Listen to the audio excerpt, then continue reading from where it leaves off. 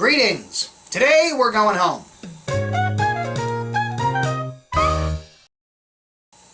One is the center of the tonality. It's home. It's the center of the gravitational pull of the major scale tonal universe. One is our subject for today. Play the concert B flat major scale. Okay, play the 1 major 7.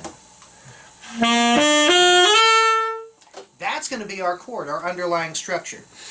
All of our other licks that we've done are nothing but things that indicate the underlying structure. They're not really licks, they're just generic shapes. Now this is a real lick, but it also illustrates the generic shape. It's a really cool, it's my favorite bird lick for ones. Listen. So picture your concert B flat arpeggio, and here's the way it goes. 3, 1, 6, 7, 2, 1, 7, 1, 3, 5. Figure that out in your own key, but don't play it yet. Just figure out the fingers. Figure it out. I'll pause and wait. Okay, welcome back. Glad you got the fingers. Now, we know about jazz articulation.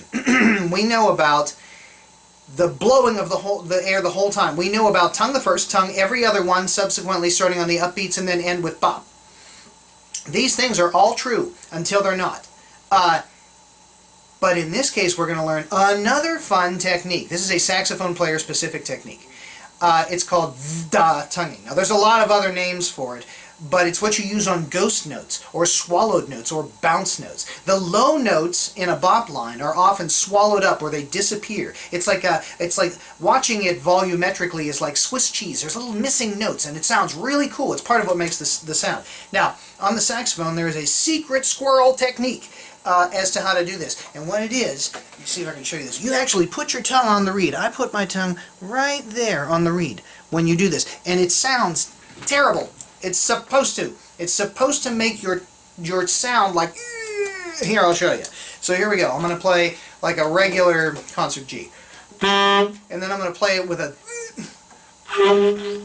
Like my tongue is right there on the reed. And there's a second half to this. Say da!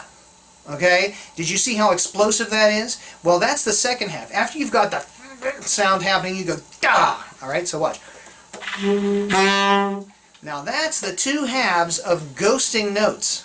And I call it da, but there's a lot of guys that call it a bunch of other names. It all means the same thing. It's a saxophone way to freeze up the note and then explode into the next. Now listen to this bird lick with the proper da tonguings.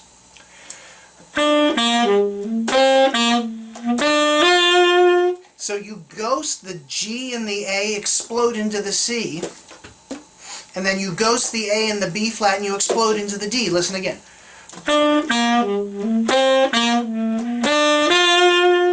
Last thing. To successfully do a ghost note, you slur into the ghost. You slur into the v. You go. So it really could be called a da. Put the H at the beginning. Da. Okay? So, try that with me. Super slow. Ready? Go.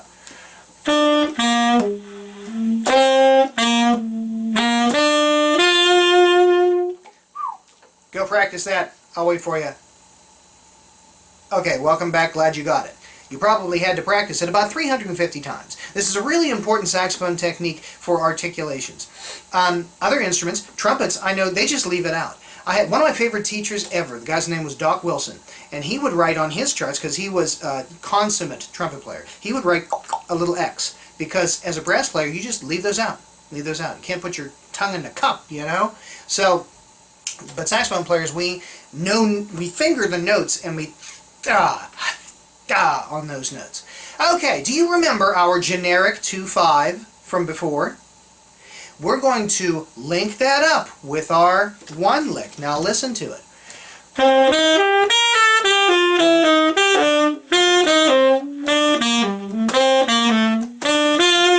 Ooh, did you see what I did?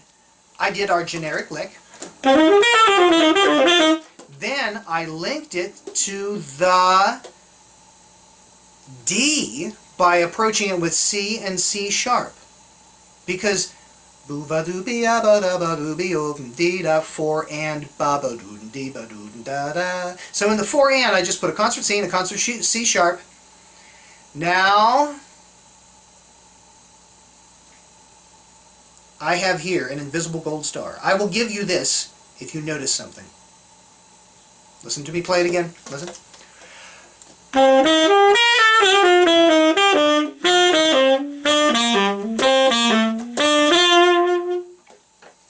Oh, very nice. Here is your invisible gold star directly for your forehead, because you heard that there are ghost notes in the generic lick and also in the linking material.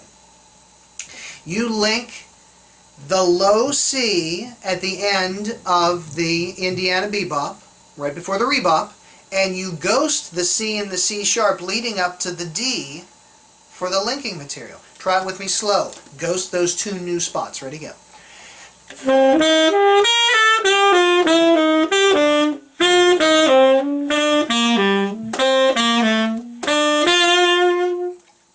Okay. Practice that up a little bit. I'll wait for you. Okay, good. Welcome back. Let's play over 2, 5, 1 in concert B flat.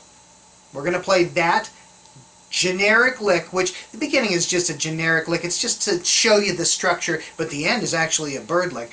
Watch your articulations. Watch your tonguing. Okay? Here we go.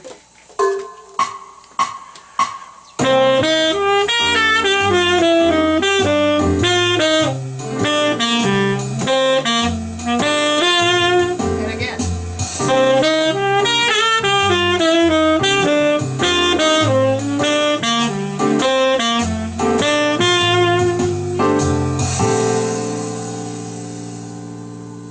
Over top of, now I'm using iReal Pro. It's a nice little app for your phone. Great to practice on.